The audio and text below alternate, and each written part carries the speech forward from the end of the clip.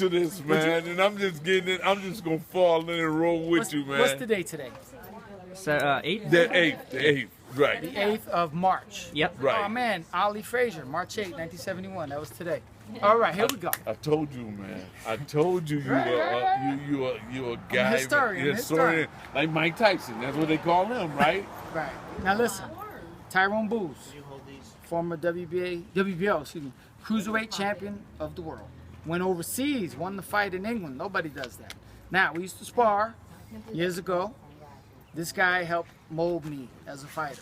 Especially that day we fought after the bell. Right. Remember? Right, but I think that you molded me because I was in the biggest fight of my life with Bert Cooper. That's right. Smoking That's right. Bert Cooper. That's right. Which we thought you won. Kept your hands up. Anyway. Okay. So we're going to talk about, real quick, I want to talk about Marlon Starling, Michael Knockout Bell, Miguel Quiles, Julio Acosta. I talked to him. Those are your old timers. Did you ever get into it with Moochie? I got into it with Moochie one day. Well, Moochie was like a professional bully, but you know what? Moochie is a real good guy. Moochie was a professional bully. Right, but Okay. a real good guy. He's a real passionate type guy. Moochie was passionate. And Moochie, when I first came down to Biggie Square Boys Club, you know what? I hear Moochie in there talking junk, okay? I seen Moochie in there sparring with the late Donnie Nelson. Moochie, held his own, okay? And Donnie was kind of upset. But Moochie was a great fighter and should be in the Boxing Hall of Fame. That's what a lot of people are saying now. They're trying Get you guys next time around. Okay, all right, Jim. Jim. Okay. Show Jim McLaughlin. That's my ex-trainer, Jim McLaughlin. We won the WBO Cruiserweight title, 33-1 underdog in England together. Nice. That was my trainer. Now, how about Michael Bell? Knock him out Bell. I was like his big brother, and he was an excellent fighter, excellent southpaw, can punch. I always say this about Michael. I've boxed almost 1,000 people, Right. sparred and fought. Right. Probably over 1,000. Right.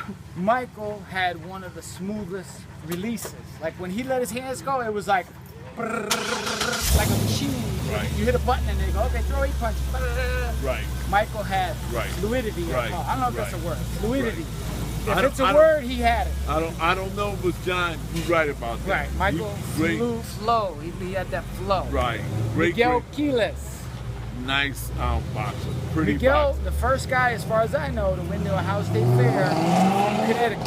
Yes. I believe it was 1976 Yes. when the Ohio State Fair was a world-class Tournament. guys from England. I mean, Tommy Hearns, Aaron Pryor, Sugar Leonard. Those guys lost. Ray Leonard lost in the Ohio State Fair. Historian, I keep telling you that. Tommy- I can't, and you know what? I didn't know that because you know what? I went to the Ohio State Fair and fought in the Ohio State Fair and lost in the first round of the Ohio State Fair. Yeah, Okay. so you know. Yes, yes. Michael Nunn lost in the Ohio State Fair. And that's a big fighter that you fought. Yes, sir. A world Yes, sir. champion. Yes, sir. Michael Nunn was a great fighter. I looked up to Michael Nunn. I'll tell you a funny thing. At one point, we were trash talking, right? Right. I said something, and I think he was kind of surprised that I was talking back to him, I said, he goes, come on, you mother effer. And all I could think, national TV, like a late 8th round, all I could think is, man, Michael Nunn just called me a mother effer. Like, I thought it was a big deal. I'm happy the guy knew who I was. You know what I mean? It was a crazy, it was surreal that Michael Nunn was swearing at me. You know what? One thing I can say about John Scully, you ain't going to bully him. You're not going to bully him, okay? This is my white brother, but he's black as hell inside. He's just really bright on the outside. You ain't gonna bully him. He's the only one coming to the ghetto in Hartford, Connecticut at the time in the ghetto. Okay, I call him another. Me and Johnny Dukes. Him and Johnny Dukes, okay? All right, and hang out with the brothers and shit like that there. So John, real guy, real classy guy, know everything about boxing. Go ahead, John. Now, who else we got? I was telling I'm online with Michael, Miguel, Moochie, Julio. Schoolboy Troy Wortham. Okay, Schoolboy Troy Wortham, the guy who got the education out of the whole boxing thing, but also a great fighter who won the ESPN tournament. 1985. Right, and then he lost the decision to Mark Breland. When Breland was a monster. Right, Breland wasn't losing at that time. It wasn't in the cards for Mark to lose. But Hartford had a strong. When I came up, there was 4 gyms, all of them packed, welterweights. Just in Hartford, you had Moochie, Herbie Darity, Bobby Snipes, Jeffrey Leaks, Kuda Leaks. Yes. Talent-wise, I've been in boxing 32 years. Kudaleek's one of the most talented ever. Talent up there with like Roy Jones. And can punch. Kudaleek's could punch. Can punch. But he Okay. fight, woo! Right. Woo! And laugh at you. Right, oh, And laugh at you. Yeah. Okay? Sit there and laugh at you with 4 or 5 punches and laugh Kuda's at the you. first guy I ever saw throw a 4-hook. I didn't even know what it was. Kudaleek, Roy Jones does it.